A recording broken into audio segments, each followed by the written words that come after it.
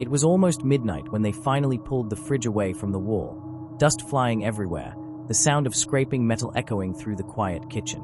Mark had only meant to fix a broken wire, but instead, his flashlight caught something strange, a thin, wooden outline on the wall, with a small metal handle covered in rust. It wasn't a panel. It was a door. "What is that?" his wife, Lisa, whispered. Mark ran his fingers over the edge. The wall paint around it was different, slightly darker. The handle was cold, almost wet. And then, before he could say anything, they heard a soft knock from the other side. They froze. The house fell completely silent, except for the faint humming of the unplugged fridge. Lisa stepped back. "Mark, someone's in there." He didn't answer. He just stared at the handle, heart thumping in his chest. Then came another knock, 3 slow taps, like someone gently asking to be let out. That's when the sound stopped, and a voice, faint but clear, whispered through the crack in the door. "You found it." Lisa screamed, and Mark stumbled backward, flashlight shaking in his hand. The sound of footsteps echoed behind the wall, slow and dragging, moving away from them. The air turned colder, and for a moment, they both swore they heard something breathing on the other side. That was the night everything changed. It had started so normally, just another weekend in their new home. The old house had belonged to an elderly couple before them, the Thompsons. They'd lived there for over 50 years, and everyone in the neighborhood said the same thing. They never let anyone inside after their son disappeared. Mark and Lisa had moved in 3 weeks ago. The first night, they noticed odd things, a smell like damp earth near the kitchen, the sound of dripping even when the sink was dry. And then, the humming. It started exactly at midnight, every night. At first, Mark thought it was the refrigerator motor. But when he unplugged it, the sound kept going. It wasn't a hum, it was more like a low voice, whispering through the wall. He told Lisa it was probably pipes or rats. But when she pressed her ear against the wall one night, she swore she heard a child crying softly. That's when Mark decided to move the fridge and check the wiring behind it. The kitchen was small and cold, the kind of cold that settled in your bones. He pulled the fridge away carefully, expecting to find dust and old paint, but instead found that strange outline. It looked old, much older than the rest of the kitchen wall. The wooden frame had carvings, tiny circular marks and lines etched deep, like someone had drawn symbols by hand. Lisa thought it might be an old service hatch, but there were no hinges or latches. Just that metal handle, waiting. They argued about opening it. Lisa wanted to leave it alone, but Mark couldn't stop staring. "It's part of the house," he said. "Don't you want to know what's behind it?" That night, he couldn't sleep. Every time he closed his eyes, he heard the knocking again, faint and rhythmic. By 3 a.m., he was sitting in the kitchen, staring at the door behind the fridge. He tried to convince himself it was all in his head. Maybe it was old plumbing or the wind. But then he noticed something new, tiny footprints in the dust near the fridge. Barefoot. Small. Too small to be his or Lisa's. He turned the flashlight on again. The handle gleamed faintly, as if polished. And then, before he could even reach for it, the fridge moved. Not by much, just an inch, sliding forward on its own. The sound of metal scraping tile broke the silence, and Mark's blood ran cold. Lisa came running into the kitchen, terrified. "What happened?" "The fridge," he whispered. "It moved." The low humming began again, louder this time, vibrating through the floor. Mark reached for the handle, hand trembling. Lisa grabbed his arm. "Don't. Please, Mark, don't." But something about the door pulled at him, like it wanted to be opened. He couldn't stop himself. The moment his fingers touched the handle, the humming stopped. The silence was so heavy it hurt his ears. Then the door creaked open just an inch, releasing a gust of freezing air that smelled like earth and something old, something dead. Lisa screamed as Mark pulled the door wider, revealing nothing but blackness. His flashlight beam couldn't reach the back. And then, from deep inside the dark passage, something moved. Something that whispered, again, in that same voice, "You shouldn't have found me." Lisa slammed the fridge back against the wall, trapping the small door behind it as if that could erase what they'd just seen. Mark stood frozen, still holding the flashlight, staring at the thin line of darkness that glowed faintly around the edges of the door.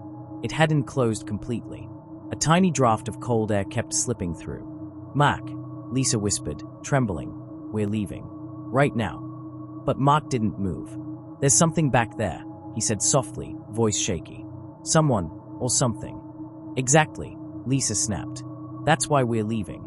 But they didn't leave. Not yet. Because when Mark tried to turn away, a sharp metallic sound came from behind the wall, like a lock sliding into place. Then came the whisper again, distant but clear. "Don't go." The flashlight flickered once, twice, then died completely. The kitchen sank into darkness. Lisa fumbled for her phone and turned on its flashlight. The beam caught something on the floor, small clumps of dirt, freshly scattered. They hadn't been there before. And they led from the fridge across the kitchen tiles and into the living room. The couple followed the trail slowly, every step echoing louder than it should have.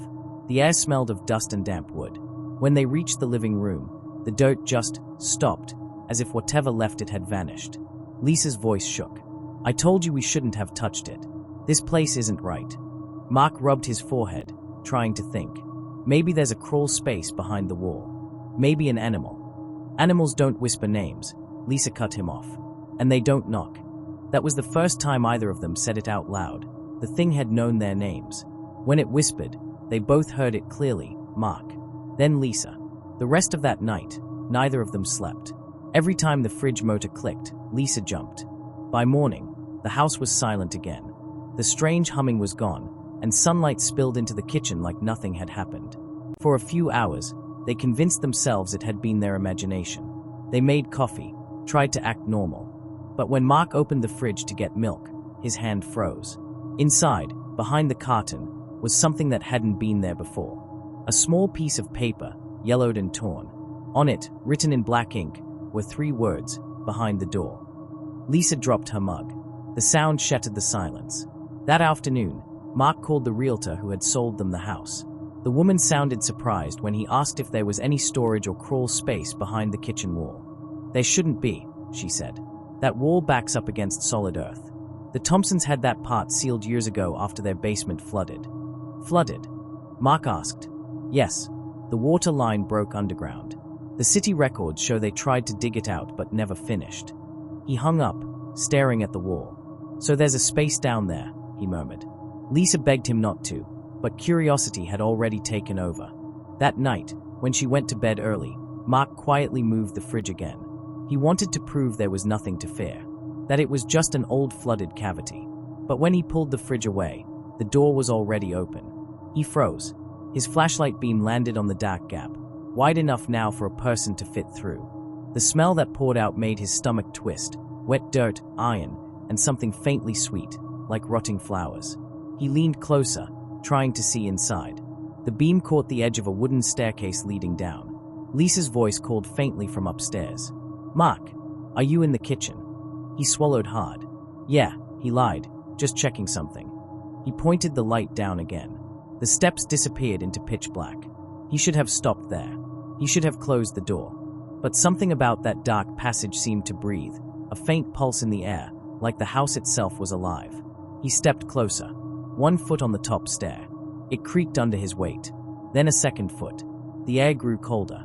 A faint sound came from below, dripping water, echoing softly.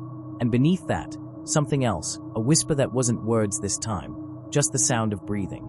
Mark's hand shook as he aimed the flashlight downward. The light flickered across the wall, revealing old, damp bricks carved with more of those strange circular markings. He was 3 steps down when Lisa's scream tore through the house. He spun around, heart hammering. "Lisa!" She didn't answer. He ran up the stairs, nearly tripping on the last step. When he reached the kitchen, the fridge had moved again. It was pushed all the way back against the wall, sealing the door shut, but he hadn't touched it. He threw his shoulder into it, trying to pull it away, but it wouldn't budge. It was like something heavy was pressing from the other side. And then, from behind the wall, came a single whisper that chilled him to his bones. "She's with us now." Mark screamed her name and kept pulling, but the fridge wouldn't move. The house vibrated with a low rumbling sound, like thunder trapped underground.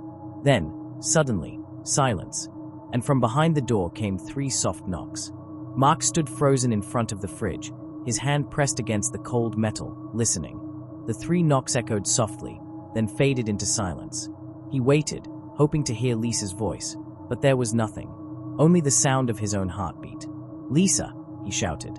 His voice cracked in the quiet. No answer.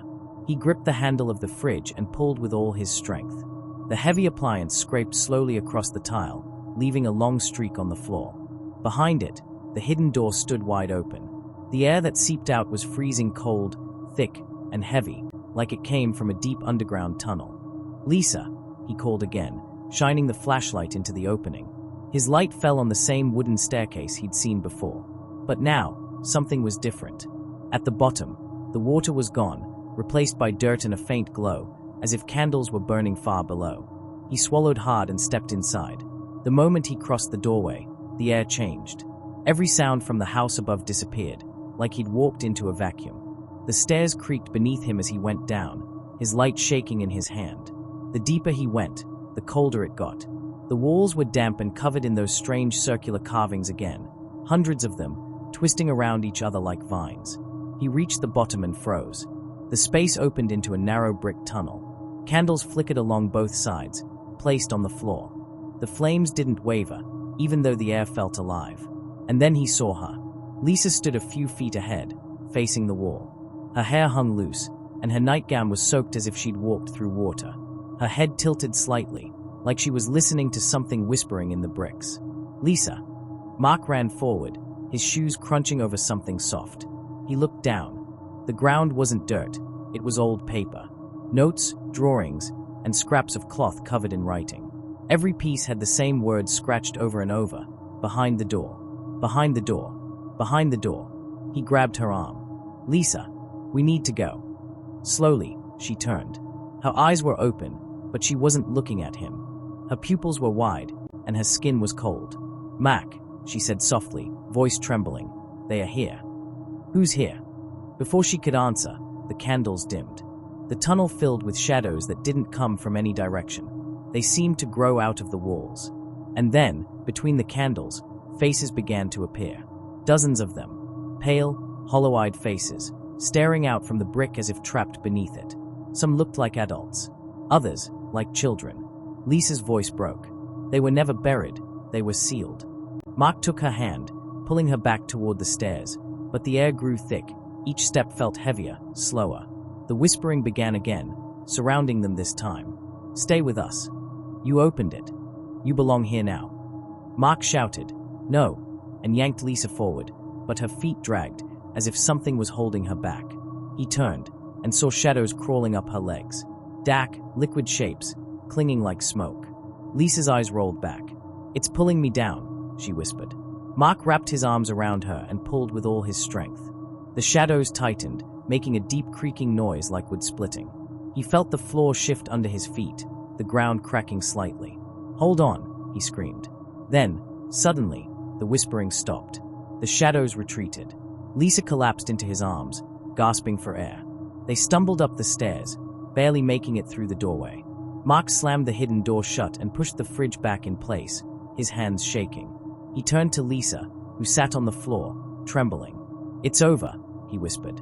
"We're safe now." But she didn't respond. Her eyes were fixed on something behind him. He turned slowly. The fridge was vibrating, just slightly. A low, steady hum filled the kitchen. Then, the light on the front of the fridge began to flicker in the same rhythm as before. Hum, tap. Hum, tap. Lisa's voice came out as a whisper. "It's still open." Mark's stomach dropped. He grabbed the fridge handle, ready to move it again. But before he could, something slammed from inside the wall, shaking the whole kitchen. The sound was heavy, angry, like fists pounding on wood. He stumbled backward, dragging Lisa with him. The knocking grew louder. The fridge rattled, scraping slightly forward. Then stopped. Silence. For a full minute, they didn't move. Then, faintly, from behind the wall came a sound neither of them would ever forget, a laugh. Low, slow, and human.